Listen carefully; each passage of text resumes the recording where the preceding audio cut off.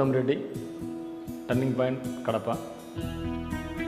So ఈ మధ్యకాలంలో SSC and bank ప్యూ ఎగ్జామ్స్లలో మనకు ఈడియమ్స్ అండ్ ఫ్రేసెస్ అనేటివి చాలా ఇంపార్టెన్స్గా ఉన్నాయి. చాలా వీడియోస్ ఉన్నాయి కానీ అవి కూడా ఎక్కువ హిందీలో, ఇంగ్లీష్లో ఉంటున్నాయి. మన తెలుగు పీపుల్కి ఉపయోగంగా ఉండాలనే ఉద్దేశంతో ఈ యొక్క ఈడియమ్స్ అండ్ ఫ్రేసెస్ను తెలుగులో ఎక్స్ప్లెయిన్ చేయాలనుకుంటున్నాం.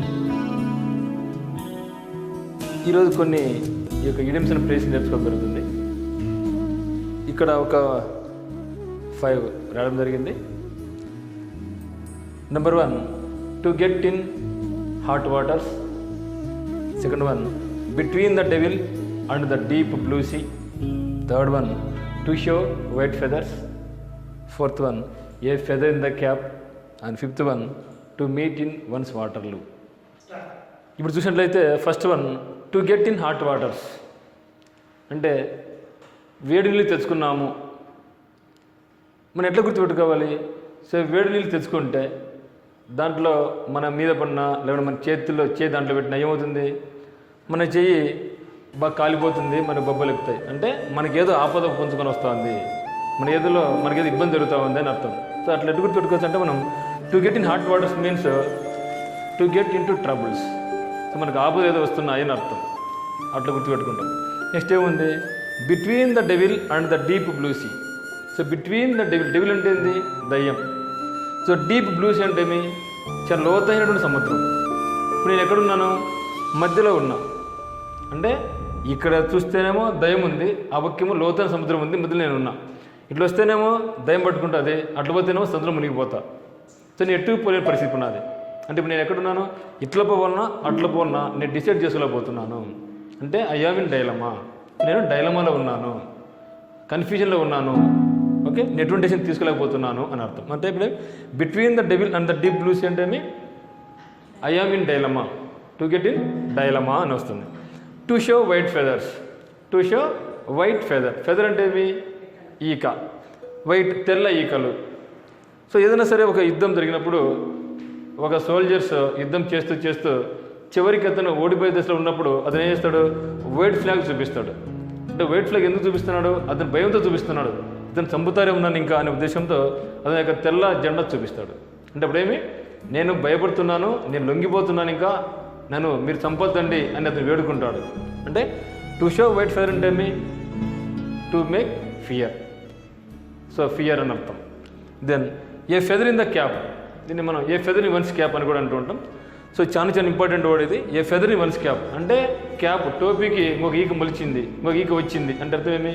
అడిగా నా టోపీ చుట్టూ చాలా ఈకలు ఉన్నాయి, ఆ ఈక ఇంకొక ఈక వచ్చి చేరింది అంటే నేను ఇంకొక అచీవ్మెంట్ సాధించాను, అనదర్ అచీవ్మెంట్. ఇప్పుడు సచిన్ టెండూల్కర్ ఉన్నారు, ఇతని అనేక రికార్డ్స్ ఇతని పేరు చాలా ఉన్నాయి. ఈ మధ్యకాలంలో అతను ఇంకొక అచీవ్మెంట్ ఏదైనా సక్సెస్ చేస్తే ఈ మధ్యకాలంలోనే మనకు ఒక ఊరిని దత్తత కూడా తీసుకోవడం జరిగింది ఇతను. అంటే చెప్తేనేమి ఇది ఇంకొక అచీవ్మెంట్ సాధించాడు.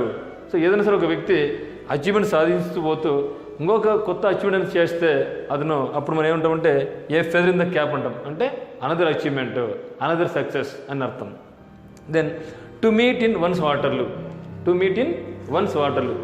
సో వాటర్లూ అంటే మనకి హిస్టరీలో చూసినట్లయితే వాటర్లూ యుద్ధం జరిగింది. నెపోలియన్ బోనాపార్ట్ ఆయన అనేక యుద్ధాలు గెలిచాడు, కానీ వాటర్లూ యుద్ధంలో పూర్తిగా ఓడిపోవడం జరుగుతుంది.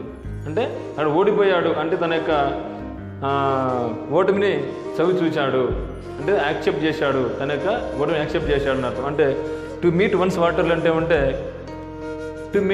To accept once mistake are to accept the defeat అని అర్థం. ఇది ఒకసారి చూద్దాం చూడండి. So to get in hot waters అంటే ఏమి? To make troubles, to get in to troubles. So between the devil and the deep blue sea అంటే ఏమి? ఆ పక్క ఈ పక్క దయము సముద్రం మధ్యలో ఉన్నాను అంటే I am in dilemma, confusion situation ఉన్నాను. So to show white feathers, to fear, భయంగా ఉన్నాను. So a feather in the cap, so another achievement. And to meet one's Waterloo, to accept the defeat. So another 5 points చూద్దాం. A good Samaritan, to rise like a phoenix, come cap in the hand, man of iron and man of letters. Sixth one, a good Samaritan. So పేర్లోనే ఉంది good అంటే చాలా మంచి అని, Samaritan ఒక వ్యక్తి అనుకుంటే చాలా మంచి వ్యక్తి. So good Samaritan means really a kind person, really a kind person అని అర్థం. To rise like a phoenix. So దాన్ని మనం ఫీనిక్స్ అని పలకాలి. సో ఫీనిక్స్ అనేది ఏమంటే ఒక ఏన్షియంట్ బర్డ్, ఇది ఏన్షియంట్ ఒక బర్డ్. అంటే ఈ బర్డ్ యొక్క ప్రత్యేకత ఏమంటే అది ఫైర్లో చనిపోయిన తర్వాత మళ్ళీ తిరిగి పైకి లేస్తుంది అనమాట. అంటే రైజ్ అంటే లేయడం. ఇక్కడ to rise like a phoenix అంటే ఏమంటే సో ఏదైనా సరే ఒక వ్యక్తి సో లో పొజిషన్ నుంచి హై పొజిషన్కి వస్తే, ఒక పూర్ పెర్ఫార్మెన్స్ నుంచి హై పెర్ఫార్మెన్స్ చేస్తే అటువంటి వాడిని ఏమంటామంటే to rise like a phoenix అంటాం. అంటే low position to high position, to rise low position to high position. So దీన్ని మనం కూడా చెప్తాం జరుగుతుంది, రైజ్ ఫ్రమ్ యాషెస్ అని కూడా చెప్తాం. ఓకే, కాబట్టి to rise like a phoenix means low position to high position. Come cap in the hand, come cap in the hand. మరి ఎట్లా గుర్తుపెట్టుకోవాలి? సో క్రికెట్ మ్యాచ్ జరుగుతూ ఉంటుంది, మనం చూస్తూ ఉంటాం క్రికెట్ మ్యాచ్. ఒక బౌలరు బాల్ విసరాలి, కానీ అతని నెత్తి మీద టోపీ ఉంటుంది. మళ్ళీ బాల్ విసరాలనుకున్నప్పుడు అది అట్లే టోపీతోనే బాల్ విసరాడు. ఏం చేస్తాడు? వినయంగా so come cap in the hand, come cap in the hand అంటే కమ్ క్యాప్ ఇన్ హ్యాండ్ అయినప్పుడు మనకు బెస్ట్ ఎగ్జాంపుల్ క్రికెట్ తీసుకోవడం జరుగుతుంది. సో బౌలర్ అనేవాడు తల మీద క్యాప్ ఉంటుంది, మరి బాల్ విసరాలనుకున్నప్పుడు ఆ క్యాప్తోనే అతను బాల్ విసరలేడు. అప్పుడు ఏం అతను ఎంపైర్ దగ్గరికి వచ్చి ఎక్స్క్యూజ్ మీ సార్ అని అతనికి బెండ్ అయ్యి వినయంగా, చాలా వినయంగా, వినమ్రతతో అతనికి క్యాప్ ఇచ్చి ఏదైనా బాల్ విసరడం జరుగుతుంది. అంటే ఏమి కమ్ క్యాప్ ఇన్ హ్యాండ్ అంటే మనం ఎట్లా గుర్తుపెట్టుకోవాలి? ఒక బౌలరు ఎంపైర్ దగ్గరికి వచ్చి క్యాప్ ఇవ్వడం చాలా చిన్నగా, అంటే వెరీ హంబుల్, వినమ్రతతో అన్నట్టు. So man of iron, so body అంతా ఐరన్ అని కాదు ఇక్కడ అర్థం. ఇక్కడ మ్యాన్ ఆఫ్ ఐరన్ అంటే సర్దార్ వల్లభాయ్ పటేల్. సో సర్దార్ వల్లభాయ్ పటేల్ మనం ఏమంటాం? మ్యాన్ ఆఫ్ ఐరన్ అంటాం. అంటే ఏమి? అతనికి ఉన్నటువంటి పవర్ చాలా గట్టి పవర్, చాలా స్ట్రాంగ్ పవర్. ఏదో ఒక వ్యక్తి ఒకడు అనుకుంటే దాన్ని ఖచ్చితంగా సాధించి తీరుతాడు. ఈరోజు మన భారతదేశ విధంగా ఉండడానికి కారణం ఏమంటే వల్లభాయ్ పటేల్. అందుకని ఐరన్ మ్యాన్ ఆఫ్ ఇండియా అంటాం. ఐరన్ మ్యాన్ ఆఫ్ ఇండియా అంటే అతను మొత్తం ఐరన్ ఉందని కాదు. ఐరన్ మ్యాన్ ఆఫ్ ఇండియా అంటే ఏదైనా సరే ఒక వ్యక్తికి అతని యొక్క పవర్ అంటే విల్ పవర్, తన మీద తన నమ్మకం ఉంటే అతను ఏమంటాం? Man of iron, great will power. Then man of letters. కానీ మ్యాన్ ఆఫ్ లెటర్స్ అంటే లెటర్స్ రాసే వ్యక్తి. ఈ మధ్యకాలంలో మనకు ఈ మొబైల్స్ రావడం వల్ల ఏవో లెటర్స్ రాయడంలో అన్ని SMS పంపిస్తుంటారు. కానీ ఒక 5 years 10 years బ్యాక్ చూసినట్లయితే నాన్నకు కానీ, బంధువులకు కానీ, ఫ్రెండ్స్కి కానీ లెటర్స్ అనుకున్నప్పుడు వాళ్ళు ఏం చేసేవాళ్ళు? లెటర్ ద్వారా ఉత్తరంగా రాసేవాళ్ళు. మంచి వాళ్ళకి కమ్యూనికేషన్ స్కిల్స్ వాళ్ళకి బాగుండేవి అనమాట.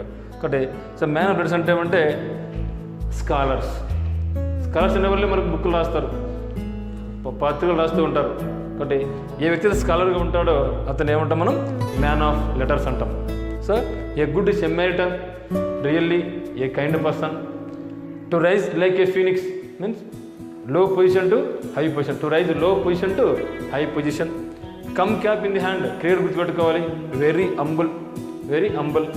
Then man of iron, Sardar Vallabhbhai Patel, iron man of India అంటే having more will power. But man of iron means strong will power. Then man of letters means a great scholar.